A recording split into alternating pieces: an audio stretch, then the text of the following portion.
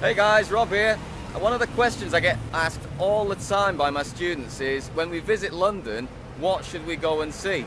So I thought, hey, why don't I record a video showing you all the things that you can do in London in a day? That's what we're gonna do. Let's go.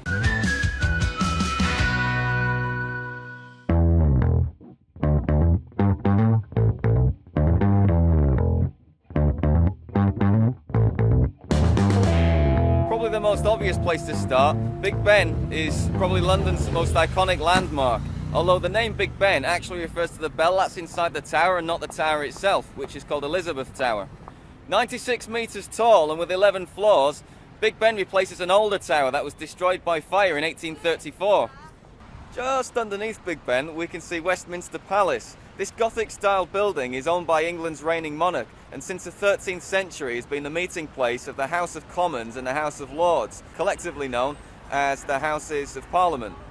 And if you turn literally 180 degrees from where I'm standing on Westminster Bridge, you'll see the London Eye, standing at 135 metres high with a diameter of 120 metres. This is the UK's most popular paid visitor attraction. It was opened on the 31st of December 1999 by Tony Blair, who was Prime Minister at the time, to celebrate the opening of the new millennium. And it used to be the largest Ferris wheel in the world. While we're here, this is a great opportunity to take in the River Thames, which at 346 kilometres long is the longest river entirely in England.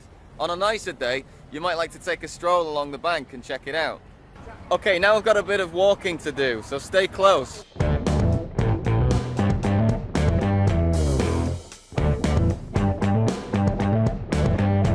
So now we're heading over to Downing Street, which my map tells me is about 5 minutes this way. Just across the street from me here, you can see Downing Street, but we're not allowed down there because at number 10 we have the headquarters of the UK government, which is also the official residence of the UK's Prime Minister. The house itself is over 300 years old and has over 100 rooms. It used to be 3 separate properties, which were later combined into one. A little further up now, we're heading over to Trafalgar Square.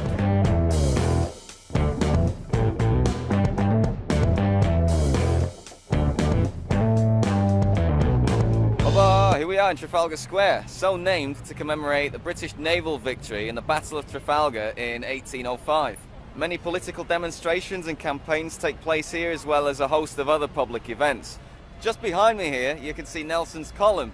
Nelson's up at the top there, 52 metres high, protected by his 4 lions down below. And if we turn around, we can see the National Gallery, where you can see over 2,300 paintings dating from the mid-13th century to 1900.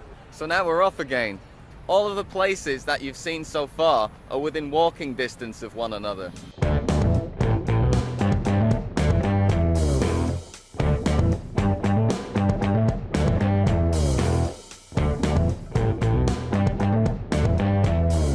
This is Buckingham Palace, formerly known as Buckingham House, the official London residence of the reigning monarch of England, currently Elizabeth II. You want to make a point of getting here a little bit early because every day at around 11 o'clock you can see the changing of the guard ceremony, where the sentries that are guarding the palace are rotated.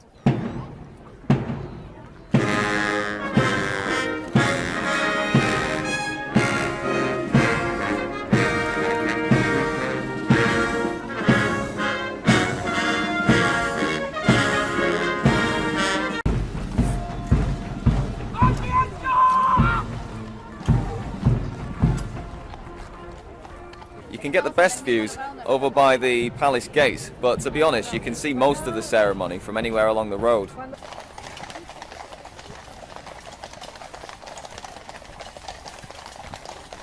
This is a rare privilege. We're actually on our way to Harrods now. I didn't know these guys were going to be passing down here.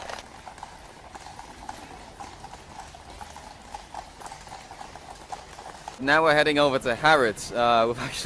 We've got a bit of a rush on because I've got to be back at my hostel for 5 o'clock in time to set up for the airport, so I really hope that we can fit everything in. About a 20-minute walk away on Brampton Road, we've got Harrods, which is one of the world's most famous luxury department stores. The store's tagline is Omnia Omnibus Ubique, which translated from Latin means all things for all people everywhere. With over 330 departments, you can imagine they probably do have something for everybody.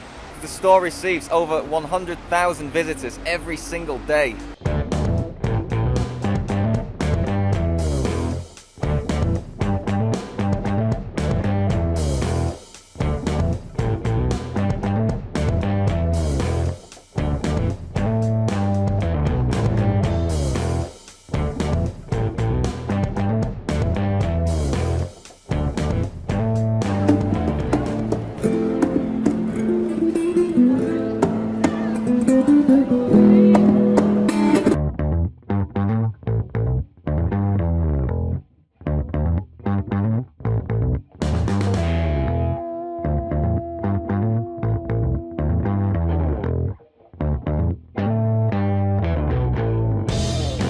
Starting to panic a little bit now because I've got to be back at my hostel in a couple of hours to get the train for the airport, but there's just one more place on my list that I wanted to show you before we finish up.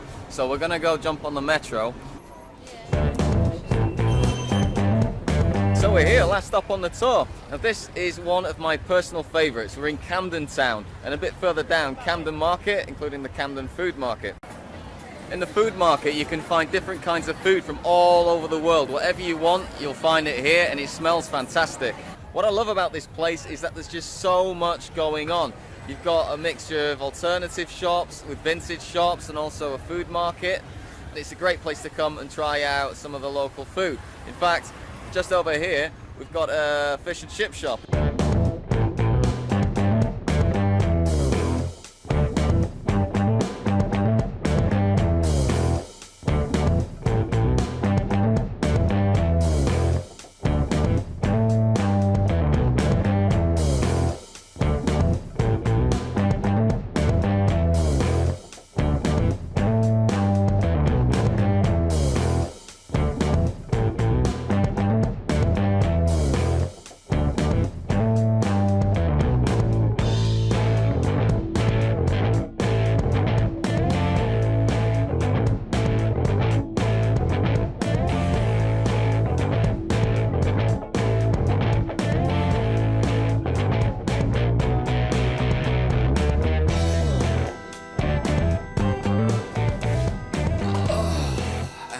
In Barcelona.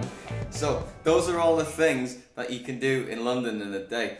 I would have liked to have had more time. There's so much more out there to see in London, but I had to run and get my plane. I really wanted to spend more time in Camden town and get something to eat, but in the end I had to run back to my hostel and get my baggage and go to Gatwick for my flight. Which of the things that you've seen in today's video would you most like to do when you visit London? Let me know in the comments. I want you to have as much fun as possible becoming fluent and confident in English. So if you've enjoyed our video today, don't forget to click on the subscribe link before you go to find out when I upload new videos where I teach new grammar structures and new words and vocabulary.